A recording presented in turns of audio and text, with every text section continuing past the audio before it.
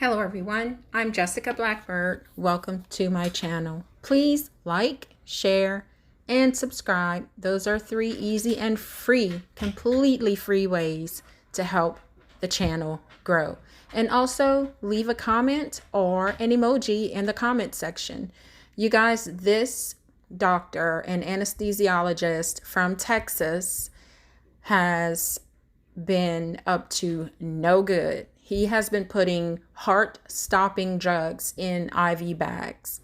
So here's the article from the Fort Worth Star-Telegram. Texas anesthesiologist injected heart-stopping drugs in IV bags, killing 1, injuring 10. A Texas anesthesiologist who has a history of disciplinary actions against him injected nerve-blocking and bronchodilation drugs into patient IV bags at a North Texas surgical center, resulting in at least 1 death and multiple cardiac emergencies, according to federal authorities. Ronaldo Rivera Ortiz Jr., 59 years old. You're acting like this at 59? Wow. 59 was arrested Wednesday in Plano on federal criminal charges related to the incidents.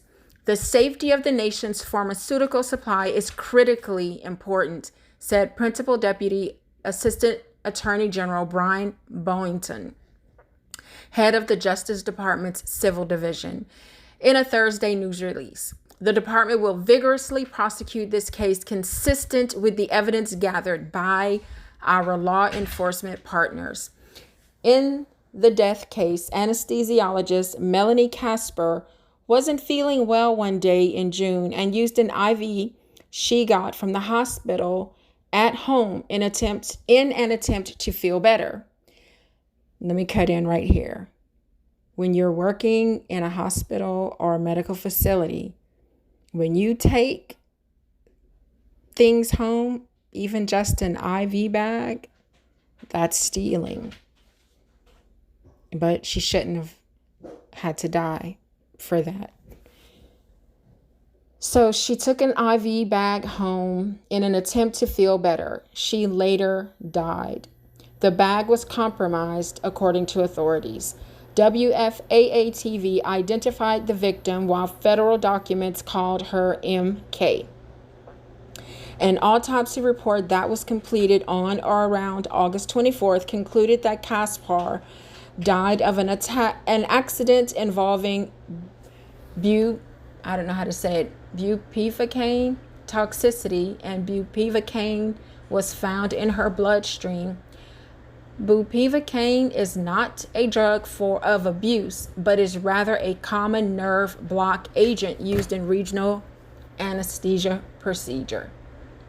So what that means is, like, if you're having surgery on your knee, you can be given that bupivacaine and it will block the nerves in the knee only, and the surgery can be done without you feeling any pain. You may still feel like some pressure or pulling, but no pain. Ortiz is accused of tampering with an IV at Baylor Scott and White Surgicare North Dallas, according to WFAA. Federal court documents identified the hospital as Facility 1 located in Dallas.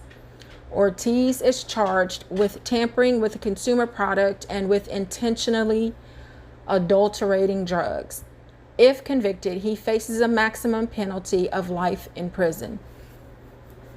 Ortiz will make his initial appearance before U.S. Magistrate Judge Renee Tolliver in Dallas on Friday. Our complaint alleges this defendant surreptitiously injected heart-stopping drugs into patient IV bags, decimating the Hippocratic Oath, said the U.S. Attorney Chad E. Meacham for the Northern District of Texas. A single incident of seemingly intentional patient harm would be disconcerting. Multiple incidents are truly disturbing. At this point, however, we believe that the problem is limited to 1 individual who is currently behind bars. We will work tirelessly to hold him accountable. In the meantime, it is safe to undergo anesthesia in Dallas. 2 months after Kaspar's death, an 18-year-old male patient identified in court documents as J.A. experienced a cardiac emergency during a scheduled surgery. The teen was intubated and transferred to a local ICU. Chemical analysis of the fluid from a saline bag used during his surgery revealed the presence of epinephrine, bupivacaine, or Cavane, I don't know how to say it, you guys, and lidocaine, according to court documents. According to the federal complaint, surgical center personnel concluded that the incidents involving Kaspar and J.A. suggested a pattern of intentional adulteration of IV bags used at the surgical center. They identified about 10 additional unexpected cardiac emergencies that occurred during otherwise unremarkable surgeries between May and August 2022, which the complaint alleges to be an exceptionally high rate of complications over such a short period of time. In each of those cases, which investigators believe occurred on or around May 26th and 27th, June 27th, July 7th, 15th, and 18th, and August 1st, 4th, 9th, and 19th. Medical personnel were able to stabilize the patient only through use of emergency measures. Most of the incidents occurred during longer surgeries that used more than one IV bag, including one or more bags retrieved mid-surgery from a stainless steel bag warmer. The complaint alleges that none of the cardiac incidents occurred during Dr. Ortiz's surgeries, and that they began just 2 days after Dr. Ortiz was notified of a disciplinary inquiry stemming from an incident during which he alleged deviated from the standard of care during an anesthesia procedure when a patient experienced a medical emergency. The complaint alleges that all of the incidents occurred around the time Dr. Ortiz performed services at the facility, and no incidents occurred while Dr. Ortiz was on vacation. The complaint further alleges that Dr. Ortiz had expressed concern to other physicians over disciplinary action at the facility and complained the center was truly trying to crucify him. Surveillance video from the center's operating room hallway showed Dr. Ortiz placing IV bags into a stainless steel bag warmer shortly before other doctors' patients experienced cardiac emergencies. The video also captured Dr. Ortiz walking quickly from an operating room to a bag warmer, placing a single IV bag inside, visually scanning the empty hallway, and quickly walking away. Just over an hour later, according to the complaint, a 56-year-old woman suffered a cardiac emergency during a scheduled cosmetic surgery after a bag from the warmer was used during her procedure. The complaint alleges that in another instance, agents observed Dr. Ortiz exit his operating room carrying an IV bag concealed in what appeared to be a paper folder, swap the bag with another bag from the warmer, and walk away. Roughly half an hour later, a 54-year-old woman suffered a cardiac emergency during a scheduled cosmetic surgery after a bag from the warmer was used during her procedure. So they have surveillance of him putting bags in there, and then shortly after, those same bags were used and people went into cardiac arrest. I hope his ass gets the book thrown at him. I hope he really does get the maximum for what he's done, because we're supposed to be able to trust these people to do their best for us while we are under anesthesia. We're helpless and vulnerable at that time. And so we depend on the doctors, nurses, and everyone else involved to make sure that we're okay and to do everything in their power to take excellent care of us. And you guys, I told you that I'm in the medical field, and sometimes there are people who just don't give a damn.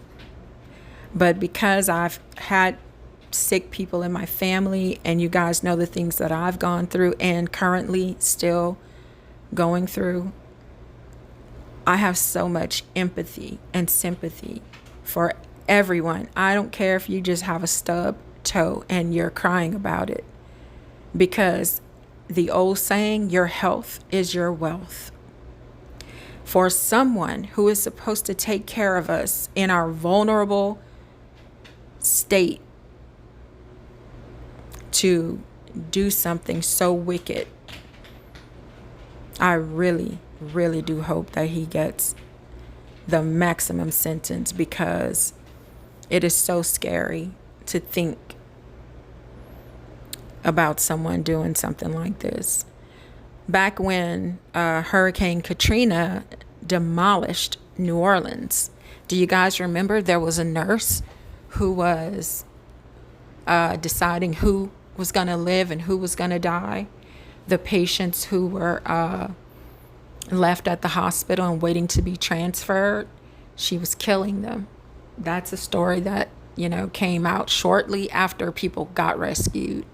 They realized some of these patients were injected with, I forgot what she was injecting them with, but they died. So there's been several stories through the years of these evil people who go into the medical industry and they try to play God, but they're not playing God. They're devils. They're demons. That's what they are. So my family, they know, because we've been going through this for a very long time. They know. Make damn sure that I'm okay. And I always research my doctors. And if a nurse is being, stupid with me, because some of them are stupid, guess what? You cannot come back into my room. I need another nurse. So we have to look after ourselves. We have to stand up for ourselves. And this is no fault of those people that were harmed, because we're supposed to be able to trust these people. And it was no fault of theirs. It was all the fault of that demon, devil, doctor, anesthesiologist. So I'm going to keep up with this, because I really hope that he gets sent for the rest of his life. Or maybe he'll get the death penalty because of his actions that killed this other anesthesiologist when she took the IV back home with her. Well, you guys, let's talk about it in the comments. I'm pretty sure some of you have gone through things, if you've had surgery or even just going to your doctor's office. Let me know what you think about this story, and if you've gone through anything getting medical attention. I'll see you in the comments.